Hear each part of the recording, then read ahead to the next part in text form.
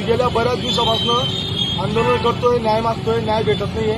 आता नगरपालिकाचं मी घरापासून 2023 पासून पत्रव्यवहार करतोय ऑन ड्युटी असताना, तरी सुद्धा माझं काम झालं नाही. मी भ्रष्टाचारचं पत्र टाकलं, नंतर परत 2 दिवस पहिले आंदोलन बी केलं. माझ्या घरातली लोक बी आले.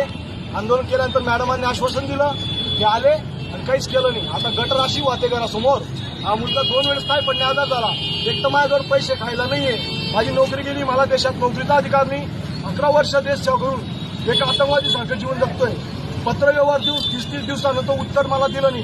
मी एसपी ऑफिसमध्ये बी गेलो, मला म्हटलं एफआयआर करा, ज्या अधिकारीने माझ्यावर कारवाई केली त्याच्यावर एफआयआर करा, जांच करा. ही बी कारवाई झाली नाही. मग आज मी नगरपालिकेमध्ये आलो होतो निवेदन देण्यासाठी की साहेब, तुम्ही जर माझा प्रादुर्भाव होतोय, दुष्परिणाम होतोय, तुम्ही स्वच्छ भारत अभियान करतायत, त्या अंतर्गत माझ्या घरासमोर गटरचं तात्पुरतं पाणी थांबवा. हा मुलगा आजारी पडतोय, गटरमध्ये 2 वेळेस पडला, माझ्या जागाच नाही, गटर लोट चालवत होतो, तुम्हाला फोटो दाखवेल.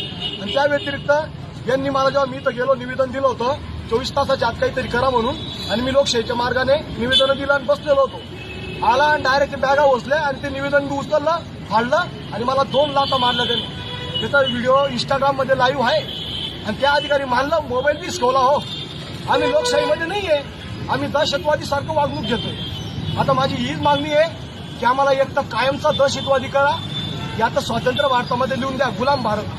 आणि आज आयुक्त ऑफिस केलंय ना, ते आयुक्त ऑफिस बंद करून द्यावं आणि तिथं काहीतरी एखादी कर्मचारी असा नगरसेवकला बसून द्यावं, राजनेता जे कार्यकर्ते असतील त्यांना बसून द्यावं आणि आम्हाला न्याय द्यावा.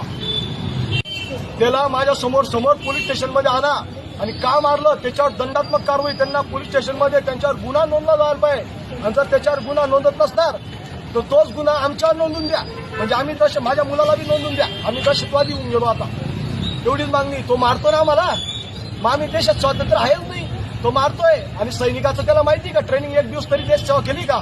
इथं भ्रष्टाचार करून फिरतोय ना तो. त्याला मला देश सेवा केली असेल ना, 1 दिवस येऊन दाखव वन मॅन, तर मी करलं असतं. पण माझा मुलगा आहे माया मागं, मला माहिती डिसिप्लिन सोल्जर, कानून कायदे संविधानावर मला विश्वास आहे. त्या पद्धतीने मी आंदोलन करत होतो आणि मला लाथ मारली, संविधान राहिलं नाही. मोदी साहेबांना विनंती करतो, ते पेढे खाऊ घालतात जवानांना, आणि जवानांना दहशतवादी सारखं जे सोडलंय, एका सैनिकाचा विषय नाही होता. असंख्य सैनिकांचा कलम मिटवतोय, का बरं जांच करते तुम्ही?